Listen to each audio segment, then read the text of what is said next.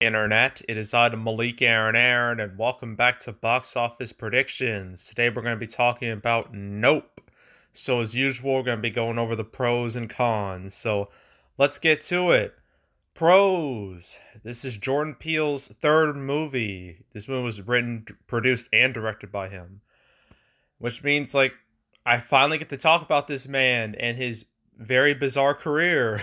So let's do that. So Jordan Peele, this guy, you all know who he is at this point. His first real claim to fame was his sketch comedy series with Keegan-Michael Key and Peele, you know about them. And their classic, absolute classic sketches. The most classic easily being Substitute Teacher, which I think we've all quoted at this point. There's also the East Bowl, West Bowl one. That one was also iconic. And then there's another one that has been stuck rent-free in my head for actually the past few weeks for some random reason. But the whole gist of the sketch is that the whole joke is that, he says, I said, bitch. And I'm like, of all the sketches, it had to be that. That's the one that's stuck in my brain. Still really funny, though. And, Jordan Peele, he's been used as a meme, the sweating meme, where it's just him, just like a ridiculous amount of sweat, just like falling off his face. That meme has been used on Twitter quite a bit, so that's him. But then, after all this comedy stuff, he decided, you know what? I'm gonna do horror now. And everyone was like, huh? Like, it was weird, but okay. And then in 2017, he would make Get Out. This little movie right here. It was very cheap. It was only like 4.5, only cost like $4.5 million. Didn't have like a well-known cast at all. It was a small movie, but people were still interested in it because he was directing. There was a lot of curiosity surrounding it. And the trailer for Get Out really hooked a lot of people. I know it hooked me. And when the movie came out in 2017, it became this almost like a weird dark horse of the early part of 2017. Because no one really saw its success coming. They thought it would merely just do okay. Then it opened with like $33 million. And people were like, oh, okay, that's a lot for like late February. But then things got crazier. It legit broke the scale here. Because it's way past, like the shaded area represents where movies like this usually play out. This went way past that. Its legs were some of the best in a while. Like, it only fell 15% in week 2. And it was going up against Logan. Directly against that. So that's really impressive. And it just kept going. It just kept going until it reached 175 million domestic, 252 million worldwide. It won him an Oscar. It won Jordan Peele an Oscar. And made Daniel Kaluuya, made him a big name. And yeah, it was an undisputed win for everybody involved, especially Jordan Peele. And then 2 years later, he would make Us, his follow-up movie, which naturally, due to all the love that Get Out had, a lot of people wanted to see Us, like, immediately. And it opened with $71 million, which is not only one of the biggest debuts ever for an original flick, but also for just an original horror flick, just horror in general. Like, when it comes to original horror movies, this is number one. This is top of the food chain when it comes to openings. Sure, some other horror movies have opened bigger than this. Halloween 2018, It Chapter 1, It Chapter 2, but those are all pre-established brands. This wasn't. So that makes it more impressive. It didn't have the same amount of legs, which was to be expected. I mean, it's hard to have a movie. It's hard to have the legs that Get Out had, but it still made about the same as Get Out. So another massive success for Jordan Peele. And I might as well mention Candyman, because some people are like, well, he was involved in the movie. Well, he did not direct that movie. He just produced it and wrote it, okay? He didn't make the movie. but his name is attached to it.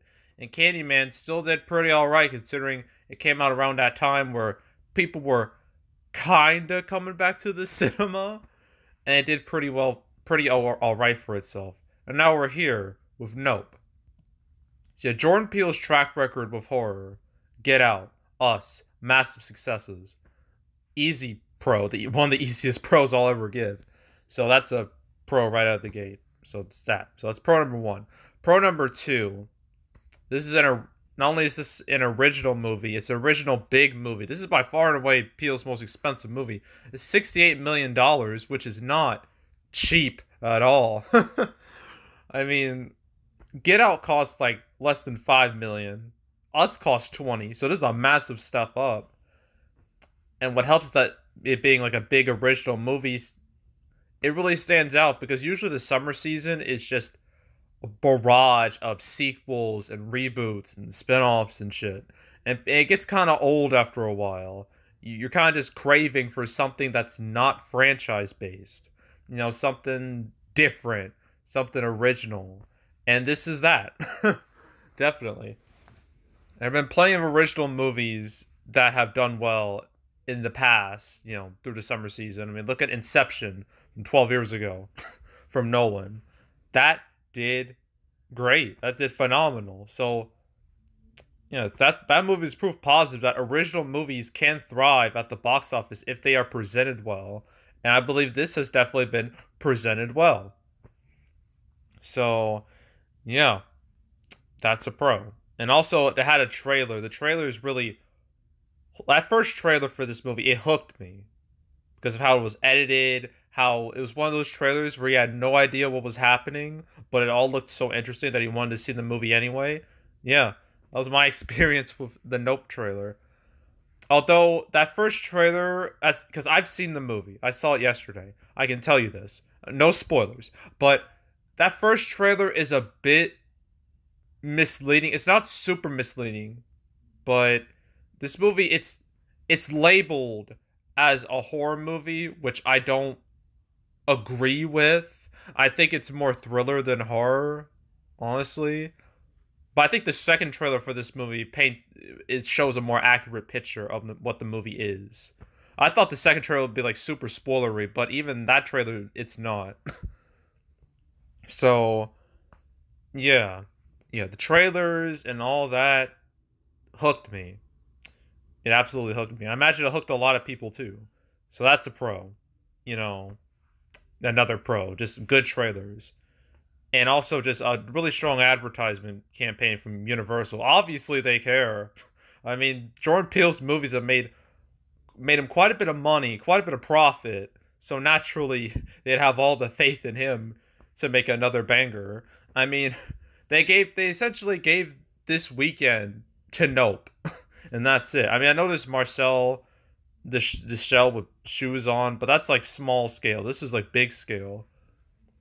It's more wide scale. So the fact that Universal did this shows they have serious faith in Peele. And they should. Judging by his past 2 movies. So yeah. Yeah, so strong ad campaign is another pro. Another pro is that this movie has no direct competition at all this weekend. I mean, not only is it the only major movie coming out, but like everything else in the market is either small scale or old. So, yeah. And the last real direct competition, this movie that's still in theaters, is The Black Phone, and that's been out for like a month, so that's essentially old news. We won't have another horror-esque movie in the marketplace until 2 weeks from now when Bodies comes out. So Nope is good when it comes to competition and everything. It's fine. It's more than fine. So that's a pro, lack of direct competition. Another pro is that reviews for this movie are really good. They're not as good as, say, Get Out or Us, but they're still pretty strong. It's at 81%. Its audience score is also about the same, 78%. That's not amazing, but that's still pretty decent. Especially considering I've heard Us. I haven't seen Us, but I've heard it's pretty divisive. I heard it's very iffy. So it seems like this movie is a bit of an improvement amongst them. Although I've heard people are a little divided on this movie too. Seems like Get Out is the only movie that everybody loved. So, yeah, but reviews are strong enough and audience score is decent enough that it won't completely derail the movie. So, that's a pro. Another pro is his Thursday preview numbers. It opened with 6.4 million Thursday night, which I say is pretty good for not just horror, but original movies.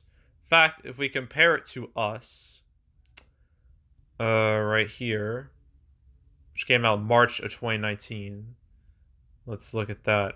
That opened with 7.4 million in preview numbers, so it's not that far away from Us. Although Us opened in March, Nope, July. Obviously, it's easier to get into Thursday previews in summer than any other time of the year, well, except Christmas. And so, yeah, naturally, it's not gonna have the same multiple as Us, but it's still a sign that it will do well this weekend. So, and comparing it to Get Out is pretty useless because obviously no one expected that movie to be as big as it was. Like Us, there's much greater expectations, so it's easier to compare it to Us than Get Out. But anywho, Thursday preview, really, really good. Very positive sign. So that's a pro. When it comes to cons, there's not really too many. I mean, I guess the main con I had with this movie is that, Jordan Peele, he's essentially become a brand within himself. Like Christopher Nolan or M. Night Shyamalan, to the point where you see his name on a movie and you're just like, ooh, a movie made by that guy? I gotta see that. Like, he has reached that level. Only after 3 movies. But although Nolan, most of his movies have been successes, critical and commercial successes. Well, I guess Tenet, it's a little iffy, but that movie was kind of screwed, considering when it came out. But yeah. Oh, speaking of Nolan, the trailer for his next movie, Oppenheimer, debuted in front of Nope. I kind of expected it would, because I saw, like, the poster for it was released, so I had, like, this feeling, is this going to be attached to Nope? Is the trailer going to be attached to Nope? And it is.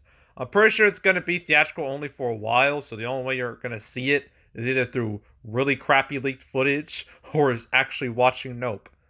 And the trailer, I might as well tell you, this doesn't really show you anything at all. There's a lot of fire, though. I can tell you that. But yeah, I just wanted to mention that for anyone who may have been curious. And just to let you all know, you can watch Oppenheimer trailer in front of Nope. But M. Night Shyamalan, I think that's a more direct comparison, because M. Night Shyamalan's movies mirror Jordan Peele's movies a bit more. And if we look at Shyamalan, I gotta like find it first.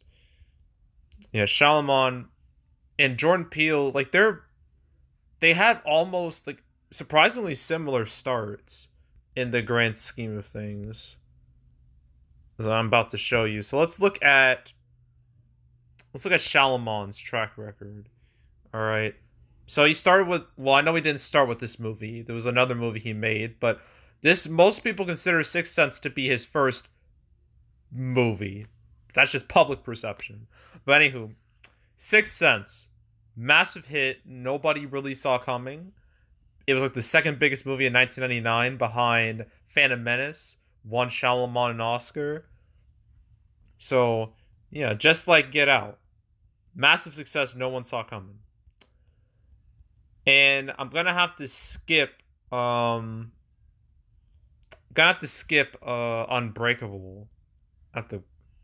Darn it. Oh, okay. I'm gonna have to skip Unbreakable because it kind of ruins the comparison. And it did way worse than Sixth Sense. Although it did get sequels in the future, Split and Glass. But Signs is a much better comparison. Which, funny enough, is also about aliens. Just like Nope. And also came out in summer, so that's interesting. So, Signs, on like the hype of Sixth Sense, and to the lesser extent Unbreakable, did really well. It didn't do as well as Sixth Sense, but still did very strong. So Shyamalan's reputation was still going really good. Then he made The Village. That's when things went bad. Like The Village, thanks to, I know Signs was kind of iffy with like the stuff with the aliens, how they were negatively affected by water and they decided to go on a planet that's mostly filled with water is really dumb. But yeah, The Village, that's when things took a bad turn for Shyamalan. It opened with like $50 million, which is fantastic. But then because the movie was mismarketed and a lot of people's expectations were too high, the movie plummeted, tanked. It only made 114 million, which I think at the time was like the lowest total ever for a movie opening above 50 million. And then things took a bad turn. His ego got too big, and then he made a lot of shit. Lady in the Water, Happening, Last Airbender, After Earth, awful. He would recover mostly from this with Visit, Split, not really with Glass, and Old was interesting. But yeah, I was worried Jordan Peele's his path would be similar to Shyamalan's, where it started real hot and then it just took a nosedive thanks to a certain movie. And I was worried I was a little worried Nope might be that movie, but that worry was all for naught. It was completely unwarranted because the movie's still doing well and it's received well. So yeah, that con, I thought about mentioning it, but I was like, nah, I don't think it really applies. But I might as well just mention it as a minor con. I guess for Jordan Peele's next movie, whatever that is. But, and then there's no real other cons here. I can't think of anything else, really. That was the only thing I can think of. So, opening weekend. Let's look at Get Out and Us for comparison's sake. So, okay, here we go. Get Out opened with 33 million. Us, 71 million. I always had a feeling that Nope would open in between the two. I didn't think it would do better than Us. That just was never in the realm of possibility. But I thought it would at least be in the middle, and that seems where it's going. So, yeah, when it comes to like R-rated movies in the pandemic, I think the highest opening so far is Halloween Kills. That's $49 million. And that had to deal with Peacock, which did nothing to its numbers. But Nope could match that. I think I'm going to go within the range of 40 to 50 million. That's where I've always seen it for if it's opening, and that's what I'm sticking with. I think that's reasonable. I think it'll be a little front loaded in the beginning because obviously there's a lot of hype. You know, people want to see Jordan Peele's new movie like immediately. So there'll be that initial bit of hype before it levels out a little bit. But yeah, 40 to 50 million I think is good enough for this movie, even with like it's only like $68 million, which is expensive, but it's not like stupid expensive. It is expensive for horror, though. Horror is one of the cheapest genres out there. So, but I still think 40 to 50 million would be very good for this movie. And its total should be over 100 million, maybe like 110, 120, which would be the biggest for an R-rated movie in the pandemic. No R-rated movie in the pandemic has made 100 million domestic. Not a single one. I thought the Suicide Squad would do it. It didn't. And then I thought Halloween Kills would do it after its opening weekend, but it just crashed way too fast for that to happen. Matrix Resurrections I thought could do it. Gonna leave it at that. So yeah, I think this might be the biggest R-rated movie of the pandemic. And not only that, maybe the biggest original movie of the pandemic too, because Free Guy is number one with that. That's like 122 million that movie made. Nope could theoretically beat that, but we'll see. We'll see how front-loaded this potentially is.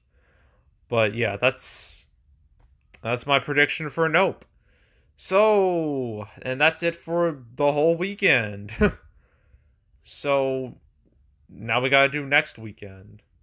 Next weekend, what do we got? We got DC League of Super Pets, which is going to be the last family movie I cover until October, so There's that. And then there's also this movie called Vengeance, which I seriously doubt will make any impact.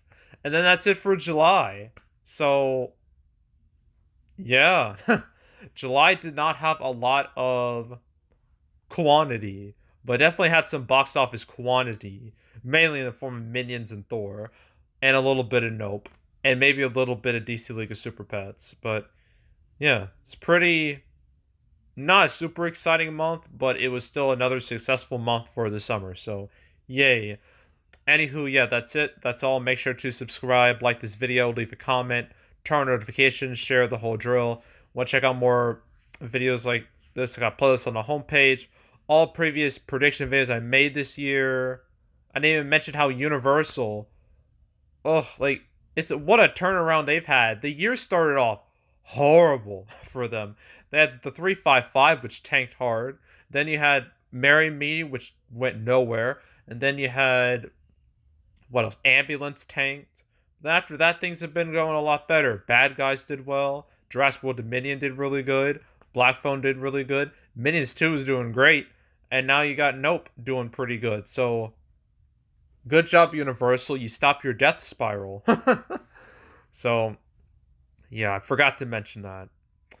But if you want to watch any of the past prediction videos I made this year, any of the Universal movies I've done, the ones I just mentioned, I guess Black Phone would be the easy one to watch. So if you want to watch that or any others I've done this year, go right ahead. There's also the Canceled series where I go over all the movies that were supposed to come out but didn't cover Nope once. Not one time. It stuck with its 2022 date. Like, for a long time. It's stayed there, no matter what. And it's now out, so there was no reason to make a cancel episode on that. But I did make a cancel episode on movies that are in the future. Episode 141 about Quiet Place Day 1, If, Tiger's Apprentice. So if you want to watch that video or any other cancel episodes I made, all 141 episodes, you can. Do it start from beginning to now. Binge it. Highly recommend it. Highly encourage it. Go do that. There's also box office recaps where I go over the box office results for any particular month. July recap will come out first week of August. And honestly, it's been pretty... When it comes to, like, surprises, it's been pretty ho-hum. Nothing too shocking has happened. Like, I expected Minions 2 to make money. I expected Thor to make money, although it's doing a little worse than I thought. It's still doing all right. I wouldn't call it like a bomb or anything. But yeah, well, we'll talk about all that with the July recap video. So stay tuned for that. But if you want to watch any of the past, recap videos on the channel, you can go right ahead. And yeah, that's it. That's all. I am out. Goodbye.